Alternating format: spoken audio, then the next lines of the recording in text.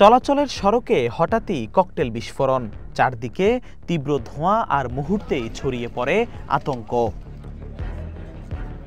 রাজধানীর ঢাবি এলাকায় ককটেল বিস্ফোরণের পর তেজগাঁও রেল স্টেশনের পরিত্যক্ত ট্রেনের বগিতেও অগ্নিসংযোগ করে দুর্বৃত্তরা।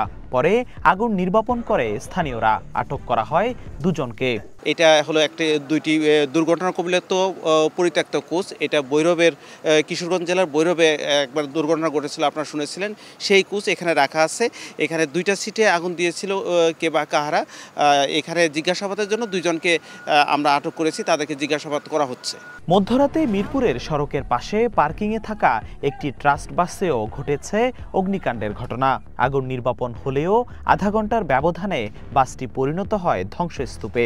ঘটনাস্থলে পরিদর্শন করে আইনশৃঙ্খলা বাহিনীও। তবে নিশ্চিত হওয়া যায়নি আগুনের সূত্রপাত। বাসে যা ড্রেসও চেঞ্জ করতে পারিনি, বাসে যে উঠবো, বাসে যে উঠার ড্রেসটাও চেঞ্জ করতে পারিনি। এর ভিতরে ফোন দিচ্ছে, গাড়িতে আগুন দিচ্ছে, আবার দৌড়ে চলে আসছে। অগ্নিসন্ত্রাস শেখ হাসিনার দোসররা আমাদের জানমাল নিরাপত্তার জন্য আমাদের দেশটাকে অরাজকতা সৃষ্টি করছে। আর আমাদের সাধারণ মানুষ, আমাদের দেশের সাধারণ মানুষ শক্ত হাতে দমন করবে তাদেরকে। ইলেকশনে উচিলে এখন যে গরিব মানুষের জানমালের নিরাপত্তা ঠিক নাই।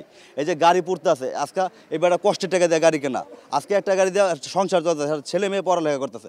আজকে যে গাড়িটা জ্বালা দিল, এই গাড়িটার ক্ষতিপূরণ কে দেবো? আর তাদের স্বার্থের কারণে কেন গরিবের সম্পদ নষ্ট করা হইব, কেন এইভাবে আগুন দেওয়া হইব? এখানে আমি ওই সাইডে ছিলাম, তারপর আরেকজন এই সাইডে ছিল, পরে আমরা দেখি আগুন লাগছে।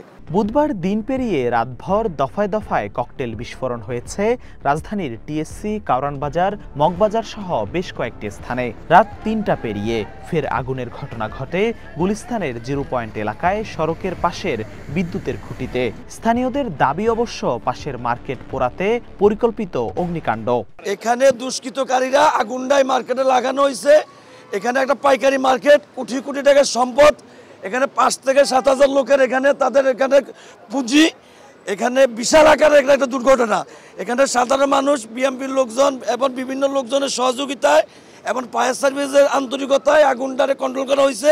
ইলেকট্রিকের তারের ভিতরে কিছু একটা ছিল, সেকেন্ডের মধ্যে ধাও ধাও করে উপরে চলে উঠলো।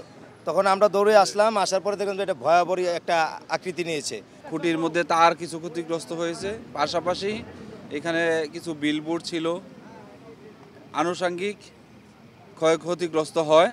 তো আমরা এই উক্ত আগুনটি আমরা সুন্দরভাবে নির্বাপন করি। রাজধানীর প্রবেশপথ ও বিভিন্ন পয়েন্টে নিরাপত্তা জোরদার করেছে আইনশৃঙ্খলা বাহিনী। চেকপোস্ট বসিয়ে রাতভর তল্লাশি অভিযান চালিয়েছে সেনাবাহিনীও। তবে সাধারণ মানুষের ধারণা, শেখ হাসিনার মামলার রায় ঘোষণার তারিখ ঘিরে এসব নাশকতা করছে কার্যক্রম নিষিদ্ধ আওয়ামী লীগ।